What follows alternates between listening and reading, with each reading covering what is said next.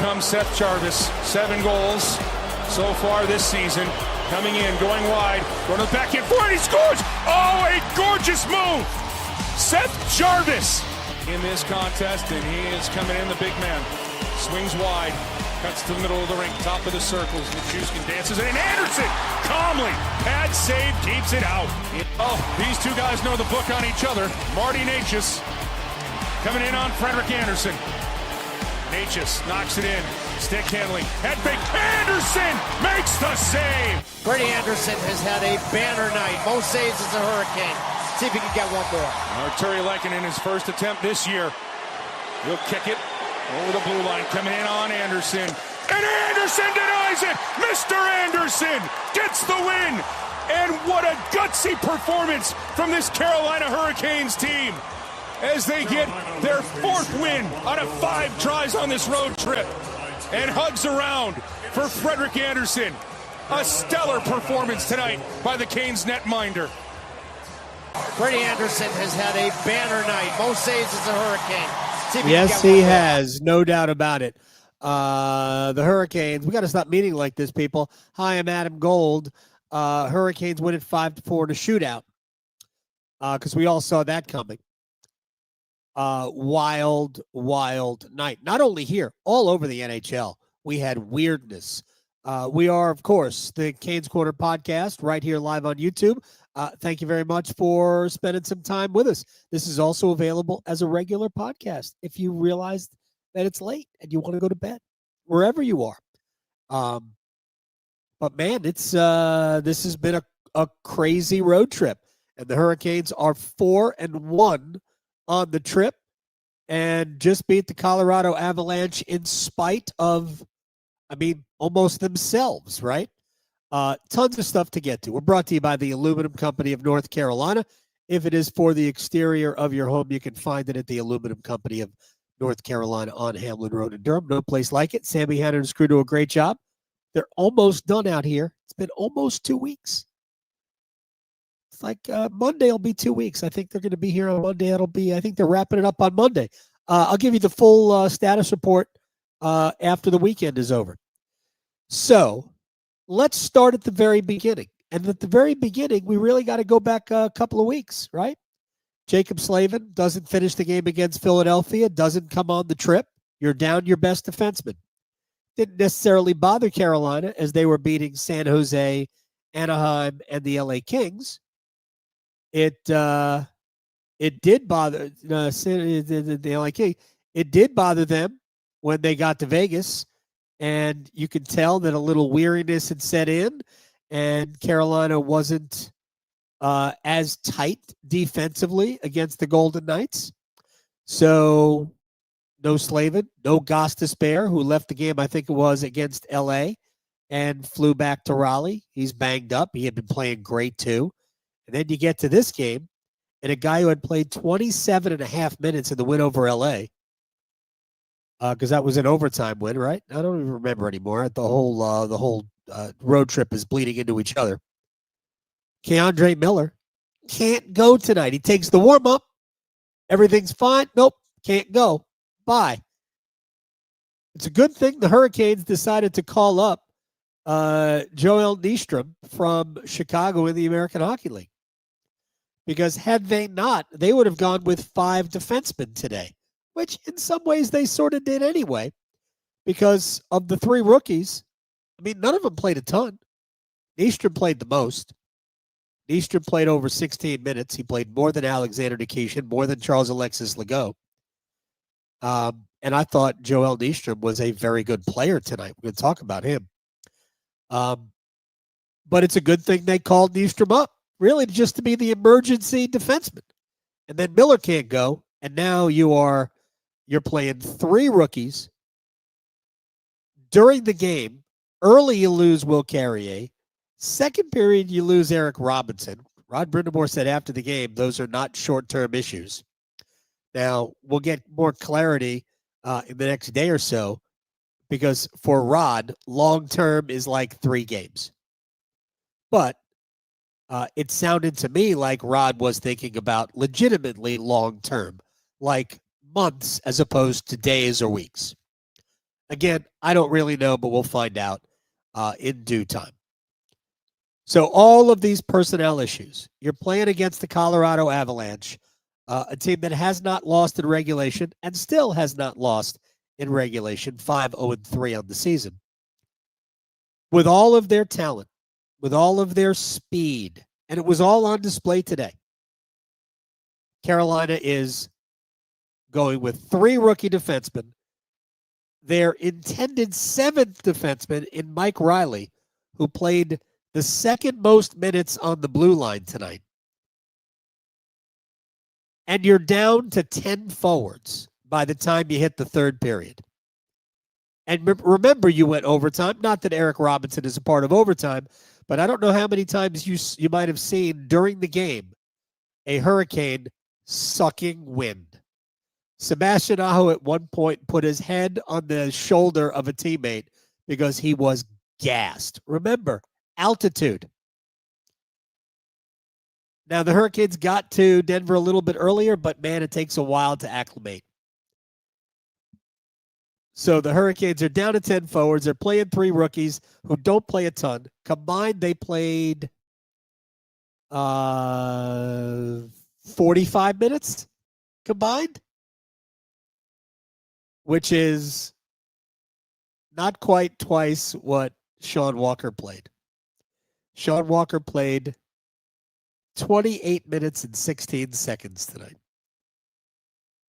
There you go. How about Sean Walker? So everything is stacked against the Hurricanes. And somehow they managed to win a game when they were, in my opinion, significantly outplayed. They weren't outgutted. They weren't out-toughed. They weren't out-desperated. I'm making up words. This was one of those gutty wins that you think back on, and this is a team-defining win. I brought this up with Walt Ruff in the first intermission. I think it was the first intermission. Well, that would be when I talked to Walt, so maybe. With all the personnel issues, then you lose Carrier, and eventually you lose Robinson. The team sold out in front of Freddie Andersen like they did back when they played in front of David Ayres. You saw a ton of that. It's a shame Carolina just didn't generate a ton of offense after the first period, but there were goals there to be scored. They just didn't score them. I realize we're getting kind of used to that, and we'll talk about maybe some reasons why. Obviously, the power play chief among them, but we'll get to those. But Carolina scored 4 goals in the first period. They were done. That was it. That wasn't going to be enough with the team that Carolina put out there in front of Freddie Andersen. And Andersen was great tonight. So before we do anything like that, before we talk about Freddie and special teams and some other things, let's just run down the scoring. It started 3:07 of the first. Eric Robinson's third. He comes in off the left. Great shot. I don't think it was short side. I think it was over the short side shoulder. Just an elite shot from Eric Robinson. His third of the season made it 1-0. Less than a minute later, Valeri Nichushkin scored to make it 1-1. Great move, and he goes upstairs over Andersen.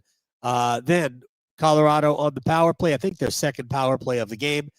Might have been the first. Who knows? Seth Jarvis shorthanded for a 2-1 lead. Then about 5 minutes later, 5.5 minutes later, the best play of the night for Nick Ehlers, who I thought played a relatively good game. I did have one quibble with him in overtime. We'll get to that. Maybe, if I'll probably forget. Anyway, the top line did a very good job of establishing the zone, and then Ehlers has the puck on the right side of the rink, and he does a little circle, and out of the corner of his eye, and I'm just guessing here, he sees Aho flashing diagonally from the left side down towards the goal, and Ehlers just whips the puck at the net.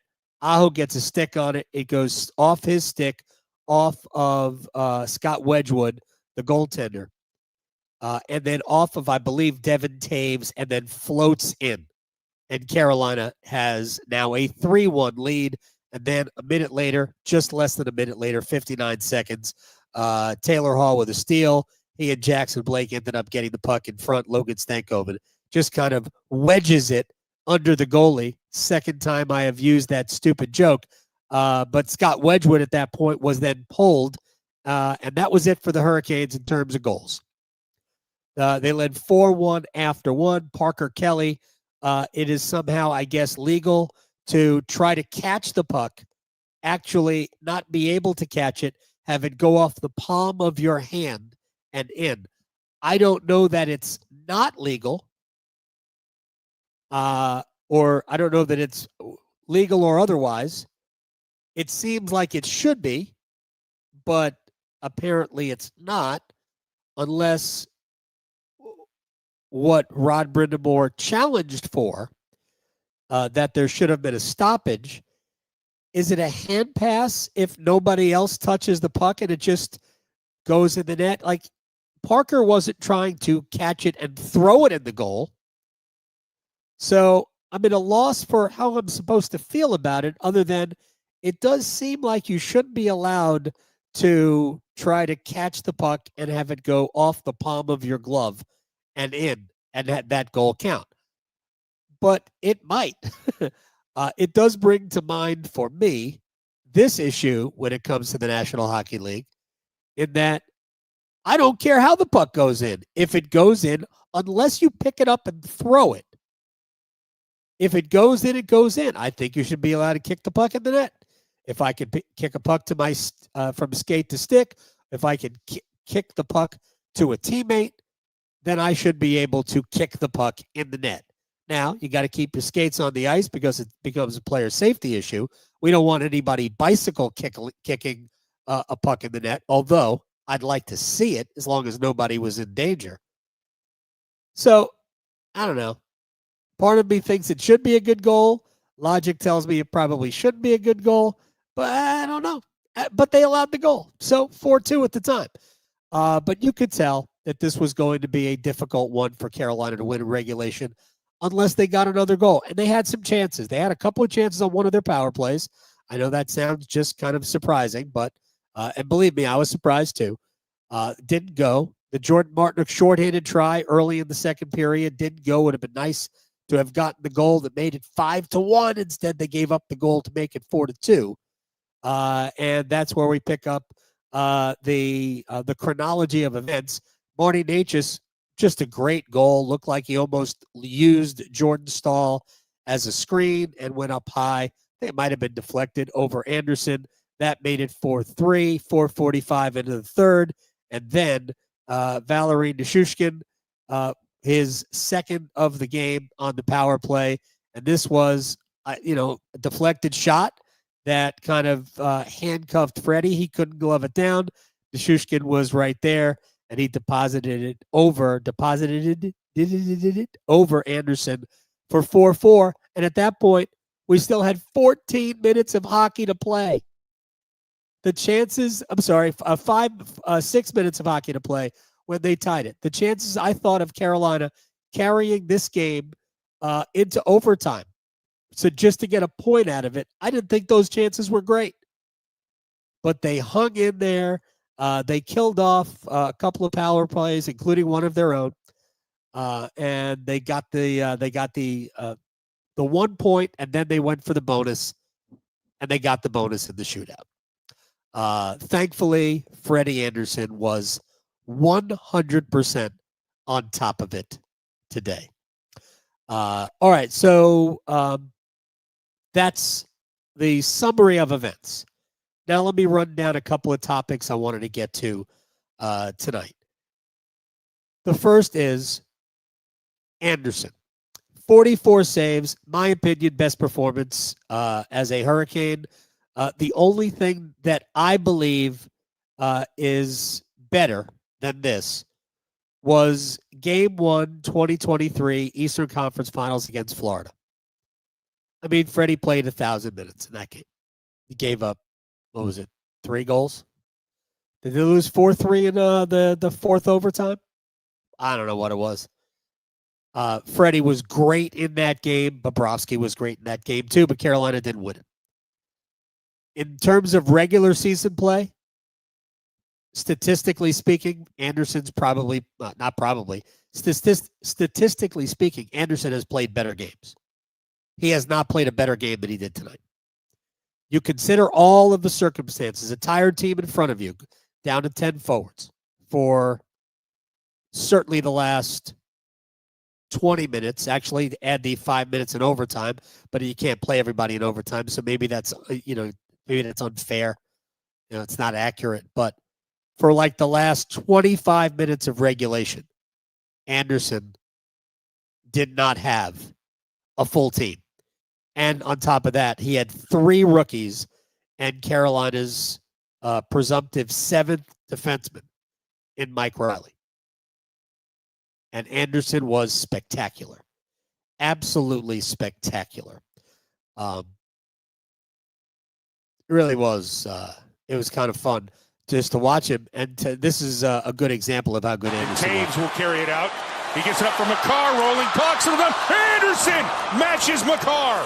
McCarr's going to have to make a change, and Carolina takes it the other way. Andersen might have to wear those nifty old-school pads all year. They've been brilliant. Aho, he takes an elbow from Manson. Manson in on a break, and Andersen again. Oh, Mr. Andersen into the matrix. Yeah, Freddie was great tonight, not to mention the 3 saves in the shootout. The 48 shots on goal for the Colorado Avalanche tonight is the 3rd highest shots on goal total against Carolina in the entire Rod Brind'Amour era. In terms of regular season games, I didn't look up playoff games. It's the most since the 4th game of the 2nd year. October 8th, 2019. That was the day of game 4 in year 2 of the Brind'Amour era. And it was a 6-3 win over Florida. Then there were 40. That was no, I'm sorry. Is it a 6-3 win over Florida? Yeah, that was 50 shots on goal. That's the most. Second most is November 27, 2018, 49 shots on net in a win at Montreal. So the 3 most shots on goal against Carolina in the Rod Brind'Amour era, 5-4 shootout win tonight, 48 shots, 49 shots, year number 1, a 2-1 win in Montreal, and then the 50 save win over Florida in year 2, in October of year 2, a 6-3 win over the Panthers. Maybe that's what Carolina should do all the time. Turn the tables. Normally it's Carolina putting up all those shots and not getting enough out of it. Colorado only got 4 goals out of 48 shots against the team that they played tonight, which was not in any way, shape, or form whole. So Andersen, by all means, give him Saturday off again, which I actually could see Rod doing. I could absolutely see Rod throwing Brandon Bussey out there on Saturday. We'll see how Freddie recovers. Tell you what, without a healthy Pyotr Kochetkov, the last thing Rod Brind'Amour wants, especially as the injury bug is going right now, the last thing he wants is Freddie Andersen fatigued and injured as a result. All right, so that's Andersen. Special teams was special in both ways. Special good, penalty kill, 7 out of 8. I'm sorry, even the 1 goal was kind of a fluke. It was a deflected shot that handcuffed Andersen. If he can see it cleanly, Andersen just gloves it because it wasn't threatening. But ultimately, Valery Nichushkin was right there, and he roofs it as Andersen is down. And that tied the game at 4 with about 6 minutes to play. But other than that, the penalty kill was stellar. Andersen was great, but he had help. And the penalty kill also got a goal. Seth Jarvis shorthanded. That was the goal that made it 2-1. So you can't complain about Carolina shorthanded tonight. You can complain about the power play, which had like 2 good moments out of 5 power plays.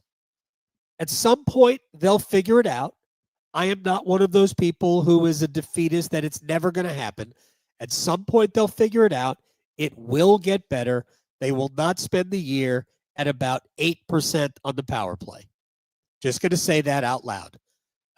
You can certainly be frustrated with it. I'm sure the players and the coaches are frustrated with it.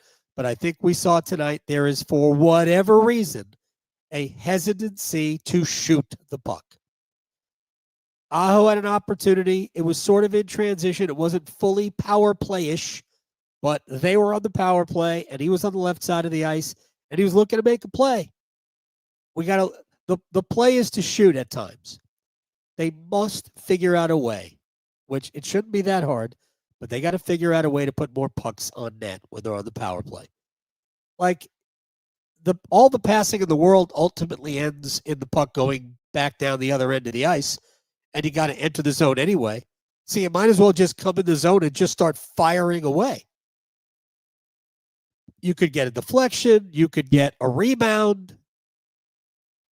That's my advice for the power play. But right now, it's just a bunch of guys trying to make trying to get the tap in, trying to get the easy layup, rather than, you know what? Sometimes you just come to, if the strength of your game is offensive rebounding, sometimes you just come down the court and put up a shot. If the strength of your game is pucks on net, deflections, rebounds, do that. But right now, the Hurricanes, I believe, are overanalyzing everything on the power play and trying to make the perfect play, because there's no confidence. So they're like, oh, as long as we get an empty net and just tap it in. To me, that's the mindset. That's what they're displaying. But Carolina needs to kind of figure out a way to get around that and just pump shots on goal. All right, so 7 for 8 on the penalty kill, 0 for 5 on the power play. They are now 2 out of 26 for the season with the man advantage. But on the bright side, if I could just go back to my trusty notes from the beginning of the game, which seems like forever ago, the Hurricanes on the power play, on the penalty kill, are now 24 out of 27. That seems good to me. It does. Seems very good to me. All right, so the injury bug is real. No Carrier, no Robinson, no Slavin, no Gostisbehere, no Miller. Don't know if Miller's going to be back on Saturday or not. But according to Rod, no Carrier and no Robinson coming up. He thinks those will be long-term situations. And while they are grinder players, and Carolina does have Mark Jankowski, would he or Kokoniemi be decent on the wing? You're still going to need another body. Is it Bradley Nadeau time? Is it Giovanni Smith time? My guess is that it's Bradley Nadeau time, unless it's Juha Jaska time. Here's the thing about Nadeau before we even move on to something else, and we're going to in a sec. Even if a spot opens for him, we all have to understand the reason why he was sent back. He was sent back to the minor leagues, not because, as some people have suggested, the Hurricanes are not serious. He doesn't have the full game. Now, that doesn't mean he won't be the call-up, because right now there is one element that the Hurricanes definitely need. They need scoring. Yes, they scored 4 tonight, but they didn't score in the last 3 periods. They need scoring. Nobody better in the minor leagues at that particular skill than Nadeau. Can they mitigate the deficiencies in his game to bring him in let him play 13 minutes a game, and give him opportunities to score. I'd love to see him in the left faceoff circle on the power play. I mean, he operates pretty well there. I'd like to see that shot unleashed on the power play. And if you have to live with some deficiencies, I could see it. But that's the reason why he's not here right now, is because they looked at him, whether it was in the prospect tournament or in training camp, where I think he played 4 times, and they decided he still needs work. But at some point, I don't know who else is NHL ready down there. And if there isn't anybody else who is NHL ready, then maybe you call Legault up, you massage his minutes, and see if he can help you situationally. I'm just spitballing here. I don't know what they're going to do. But if I was a betting person, I would say Legault will not be the first forward called up. That's just my guess. But that's just me being, I don't even know what the word is. I'm taking the Hurricanes. I'm taking the decision on its face that he's not ready.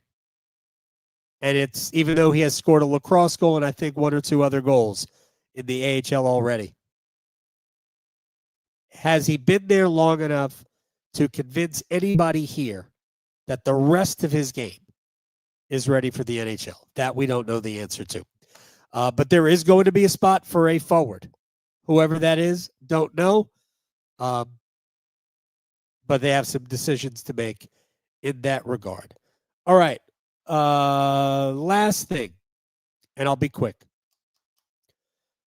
After what I thought was 2 or 3 games at a super high level, hasn't been great from Jackson Blake the last few games.